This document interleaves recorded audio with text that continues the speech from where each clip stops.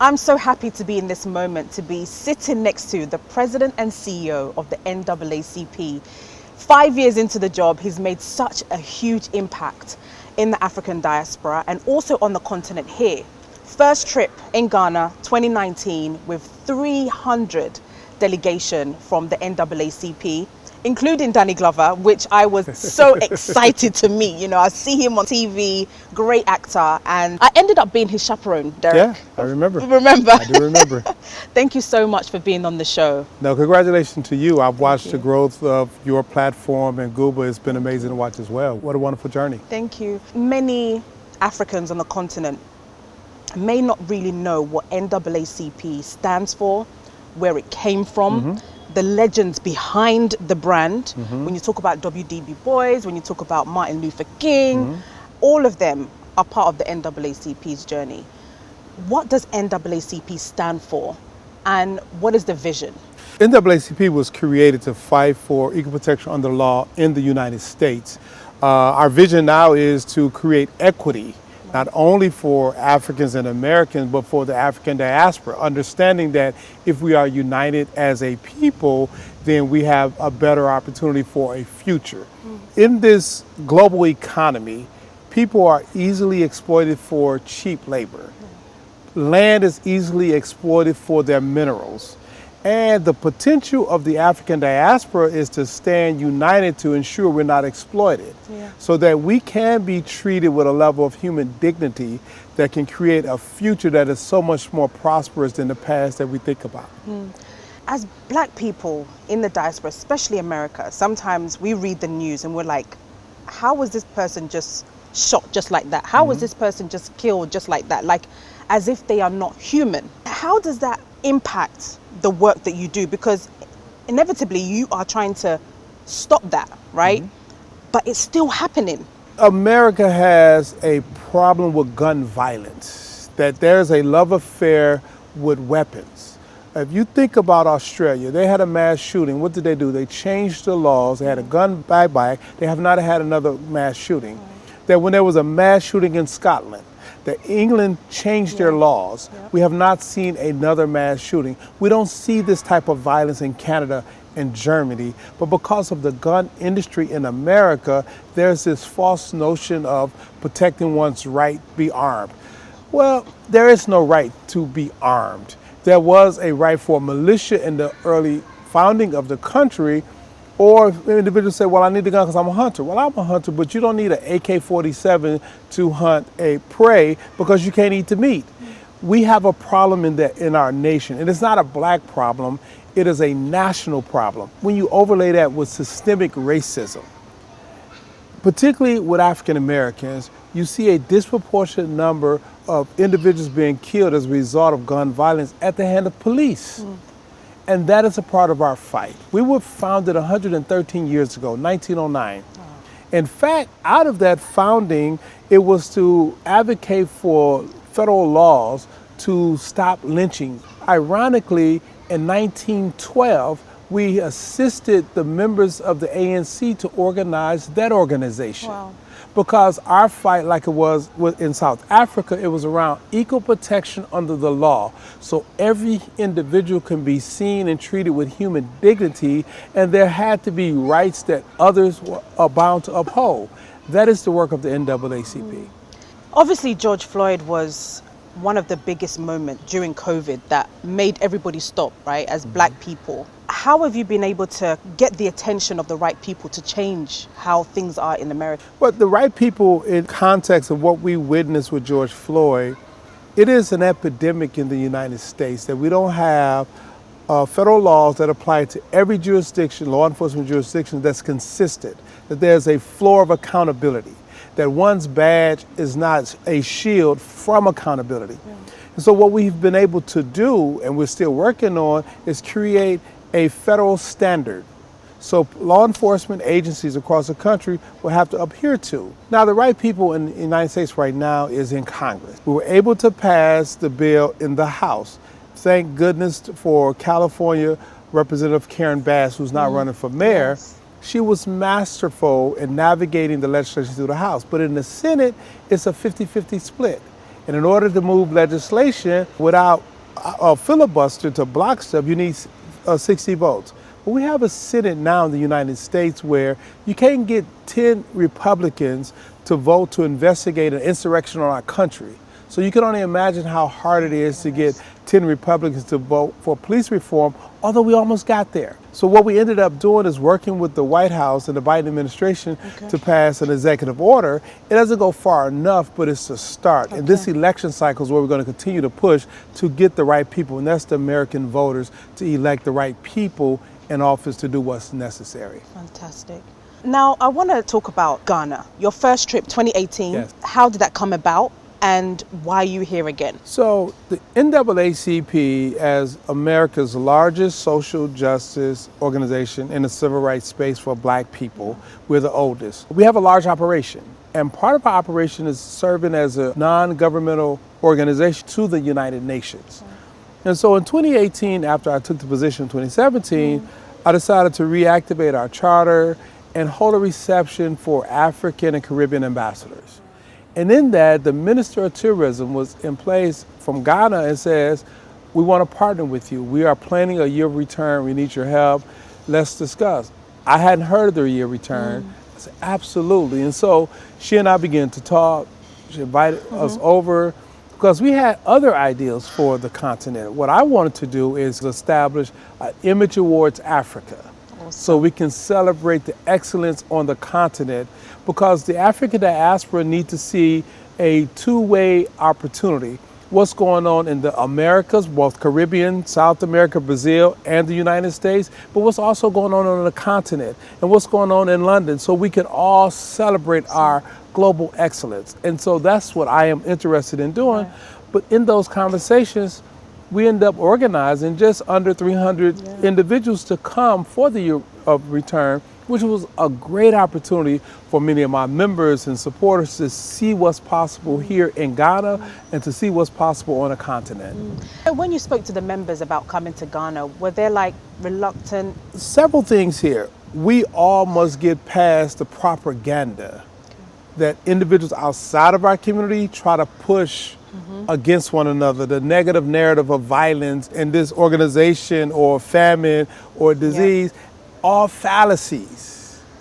We have an opportunity to reach across and say, you know what, we have more in common, we have more mutual interests, and we build more opportunity if we get to know each other. So when I announced it, we thought maybe 100, 150 people. It ballooned to over.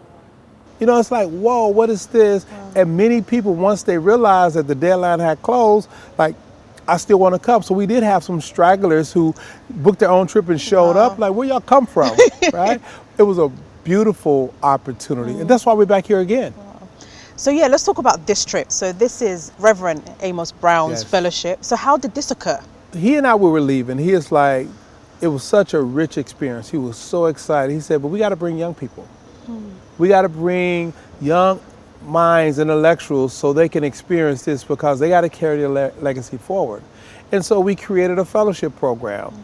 I think about 43 young people, college age and just out of college, 1 or 2 people who just graduated from high school, going to college. We brought them on this learning journey. About 90 people total.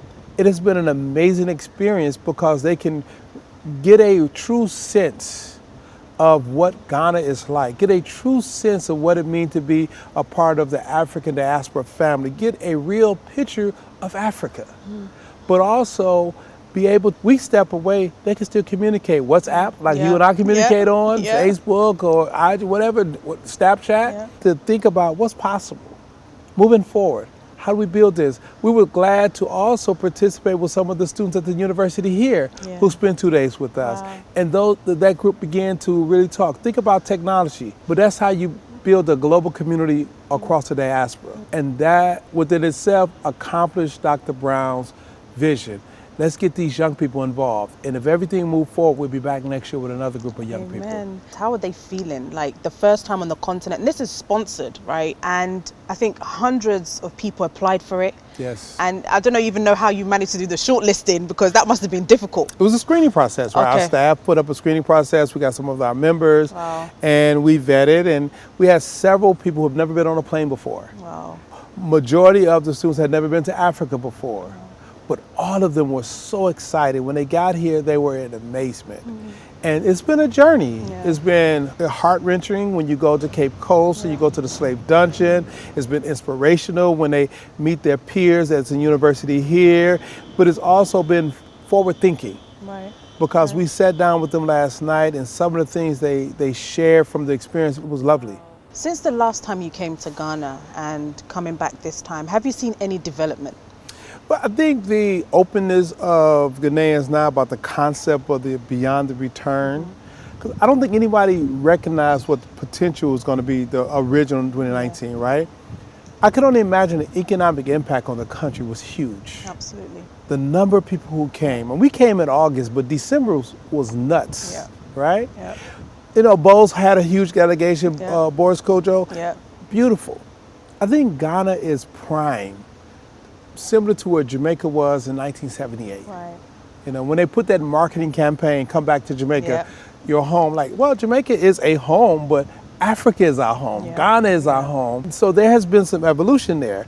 I'm hoping that the investment for tourism is deep in this country, that the partnership with African Americans evolve. You think about the spending powers of African Americans. Our GDP is larger than the country of Canada.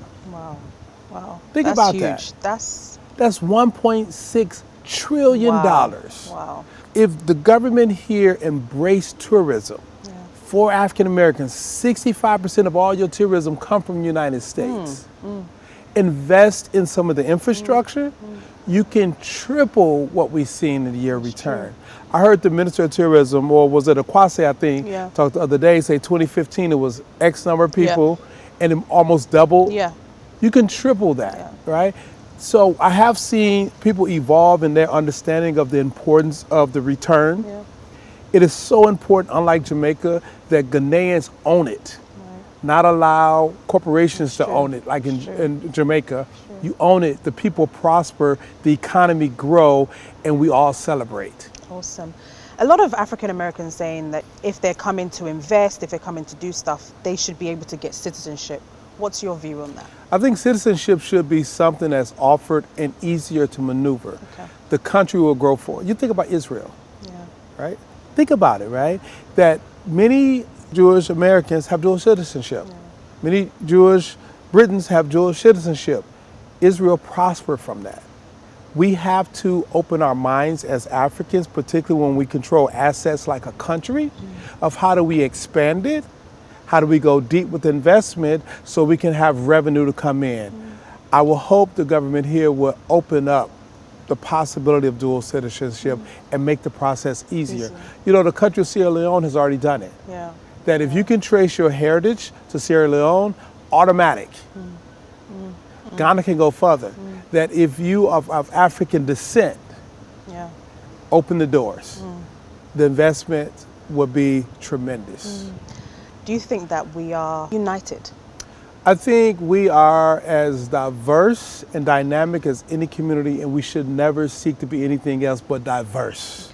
But we must be united in our mindset so that we would never, ever be preyed upon for our human dignity, our identity, our land, our culture.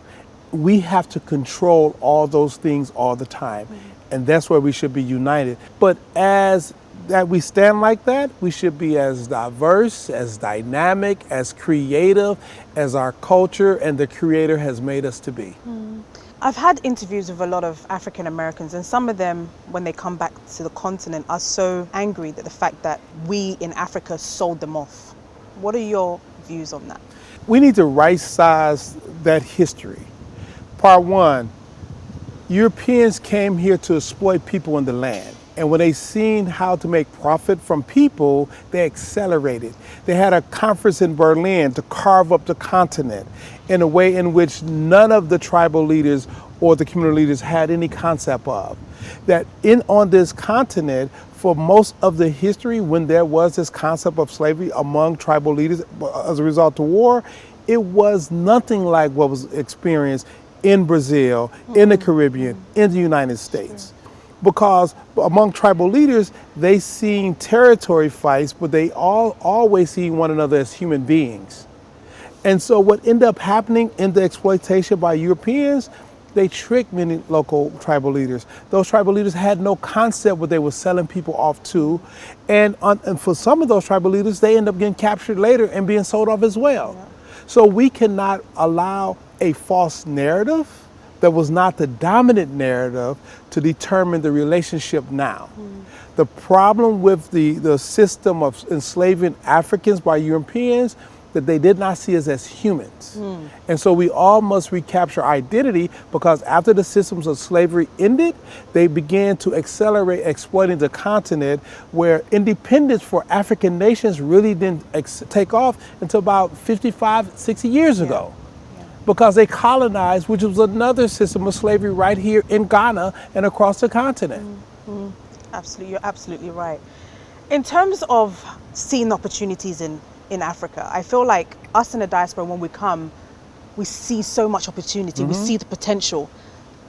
Do you think that people on the continent are not seeing things because they've not been exposed enough? Many successful people actually go somewhere else to achieve their success, because they can connect dots or see something that others cannot see. That's not unusual, right?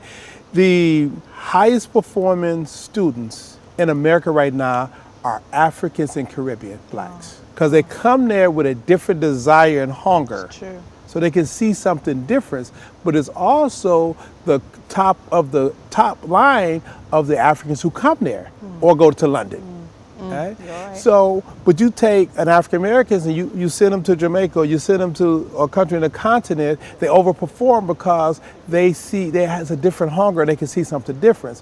That's why it's important to open up the diaspora so we can exchange and understand and accelerate. Actually, Derrick, before you go, we need to talk about the Image Awards, because I've had the pleasure of attending the Image Awards and I was blown away.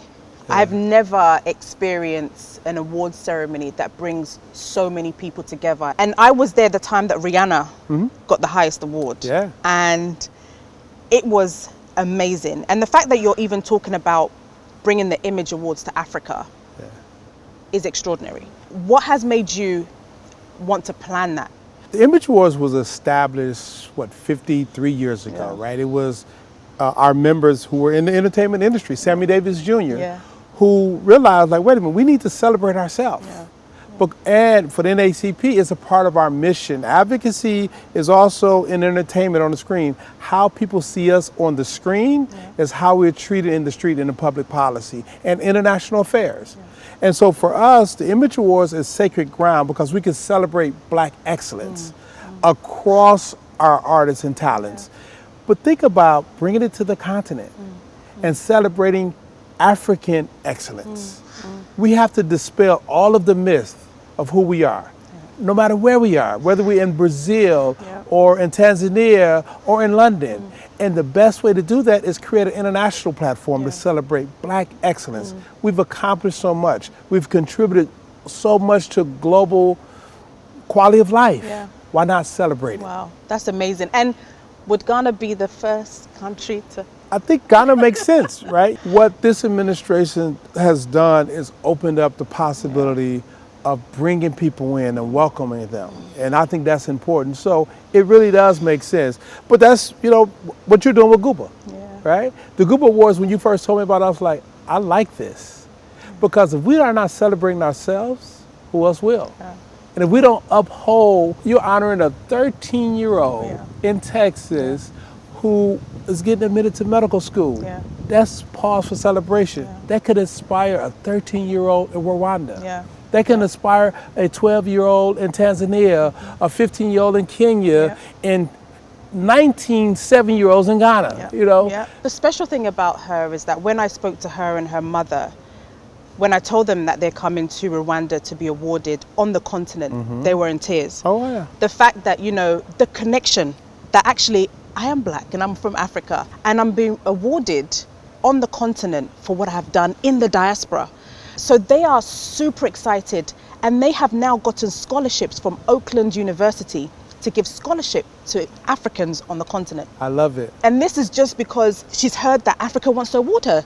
And so she's like, okay, what can I do to actually do more impact on the continent. And we've had a conversation with Oakland University, and she's going to be doing this scholarship. So I think that connection that you spoke about, us connecting, there's so much opportunities on the continent. There's so much of us in the diaspora. And I think that if we connect more, if we all know what we're doing, right?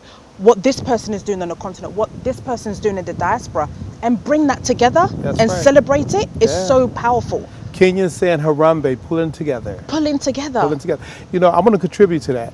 African ancestry, we will cover the cost for her parents and her to identify where on the continent their ancestors thank you are so from. much. I think having that connection, you making the connection you've made, and all of us celebrating that excellence is what this is all about. Thank you so much. And thank you for all that you do. I mean, honestly, you are somebody that is really inspirational. Every time that Derrick speaks, I get goosebumps because you speak so much power and so much knowledge, and you just really just connect all of us together.